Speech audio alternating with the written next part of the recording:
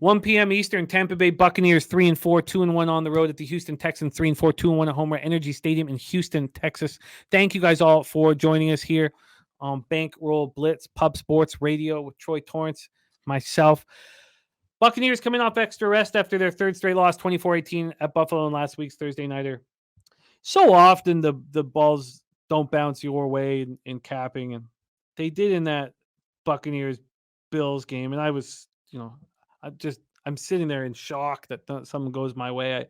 I think that the score flattered the Buccaneers. And as much as you say that, they were still Chris Godwin turning around a little bit earlier from winning that football game.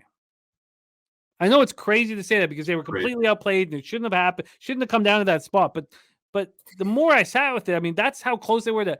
They could have, if he turned around 2 seconds earlier, they win that football game, which is nuts.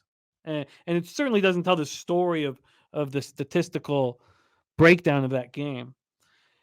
Houston opening up at -2.5, -114. They're now -2.5 at -117. They were up to -2.5 at -128 this afternoon. So they were at a 3. They're still, you still could turn it into a 3 pretty easily. But a juice 2.5 at this point. From a total perspective here, we have this sitting at 40.5 at Pinnacle. This opened up at 38.5. It's gone up 2 points to 40.5. An interesting move to the over here. And from a cash flow look, we have it's pretty 50-50-ish. 47% of the tickets, 56% of the cash on the Texans. 29% of the tickets, 41% cash on the under. Yeah, it's gone up 2 points. Buccaneers come in off extra rest. They score flattered them. The Bucs are such a funny team to cap. They simultaneously have the best red zone defense in the league and the worst third down defense in the league. I imagine that's never happened before. Really? I mean, how could that possibly happen? It makes no sense. But basically what it's saying is that they bend and they don't break. The perfect example of a bend but don't break. Yeah. And they step up in the key moments because they got that veteran talent. But that's just absolutely nuts. That, the last and third down defense, best in red zone defense. Their offense is very pedestrian, extremely predictable. Against the Bills, Mayfield was decent. 25-42, 237 yards, 2 touchdowns, no picks. He's been a little better than I think all of us expected him to be this year. He struggles throwing deep, even though he has the perfect wide receivers for it, in Mike Evans and Chris Godwin. Rashad White led the Bucs in receiving. I mean, because Mayfield's just the check down king. 7 catches for 70 yards. Defensively, they were strong against the Bills. They didn't get much pressure, 2 sacks, 3 quarterback hits. And the Bills, again, they put up 427 yards, but that red zone defense just steps up. It's unbelievable. Houston comes in off a disappointing 15-13 loss to previously winless Carolina. Great call. A lot of you guys were on Carolina. You were, Troy. Excellent work. The Texans only had 229 yards of offense. They had just one play longer than 20 yards against the Panther defense that's being annihilated. 84 points. They'd allowed 12 touchdowns in their 2 previous games. C.J. Stroud struggled mightily, 16-24, 140 yards. Noah Brown led receivers, 3 catches for 57 yards. Damian Pierce had 12 carries for 46 yards. He still just not had that breakout game that everybody's waiting for. They were 5 for 12 on third down. They've been good in that role all year, ranking 7th in the league, converting 44% of third downs. 2 of 2 in the red zone. They struggle there, 25th in the league. The defense did its best to keep them in it. They put pressure on Bryce Young all day, sacked him 6 times, hit him 10 times, held the Panthers to 224 yards, held them to just 5 of 14 on third down, 1 of 4 in the red zone. And they're 27th in third down defense, 7th in red zone defense. Here's the problem. Jarrett Patterson, their rookie center, was carted off the field midway through the 4th with a lower leg injury. D'Amico Ryan says he's going to be out for some time. He left in a walking boot. So they have a real problem here. He wasn't supposed to be their starting center this year, but they could activate Juice Scruggs from the injured reserve. Ryan says that D'Amico has not been updated on the status, so that means that I doubt that that's close. He's been on injured reserve since a hamstring injury during the preseason. So when Patterson came into training camp, he was the 3rd string center, but injuries to Scruggs, injuries to Squat Quisenberry, Patterson forced in the lineup, and Patterson's been really good. Overall grade is 60.1 one of two offensive linemen who's not given up a sack all year. The other's Titus Howard. Sheldon Rankins continues to deal with a knee injury. So I want to expect the Texans to bounce back. But how are they going to bounce back without a competent center? Take it away, Troy. The floor, and they fell apart when Patterson left. I mean, they could do nothing.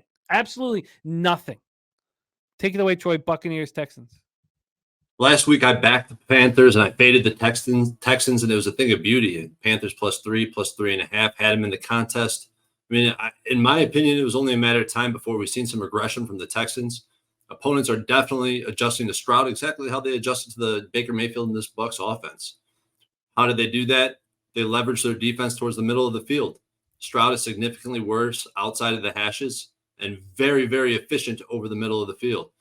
They're facing third down and longs too. Like you see these Texans get behind the line of scrimmage, the yards, right? They're getting second, third, and long situations. They've been terrible on first and second down. And in my opinion, Stroud still owes us some turnovers. Worst port pass rate in the NFL, and that still remains to be true. Bucs are coming off an L3, fifth strongest schedule year to date in the NFL, and Houston is on the exact opposite side of that spectrum at 27th. I had this line at a pick'em, -1 based on the home field. Very close teams for me statistically. Getting the +3 with the Bucs is just so much value. And I opened up my parameters here to appease Birdie. Oh, Birdie's killing me. He says, Troy, you're killing me. I wonder how's that so, Birdie? But I opened up this for Birdie, right? So home favorites of -3, total less than 42. We got a little bit bigger of a sample size for you here. The road team at +3 is 11-3 ATS on a teaser leg, 14-1, and the total is 9-6 to the under. So I'm on the Bucs +3. I already moved. I knew this was probably going to end up in the 2.5 to 2 region when it's all said and done. That's what I believe. So I had to grab the 3. Yeah, if Patterson did not get hurt, I would expect Houston to bounce back.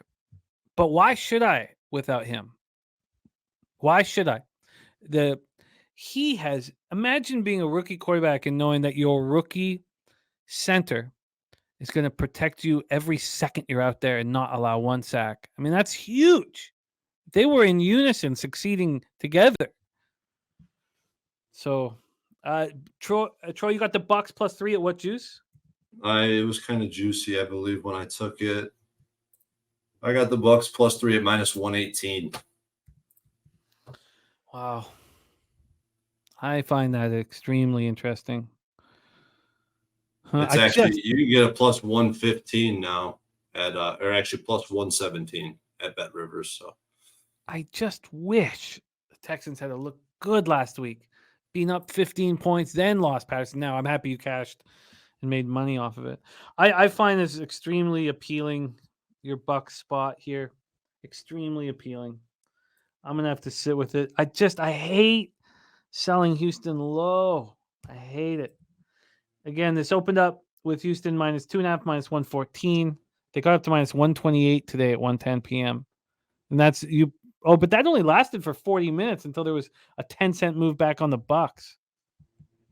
Wow. I'm very, very interested in the Bucs. Very interested in the Bucs. Let's move on.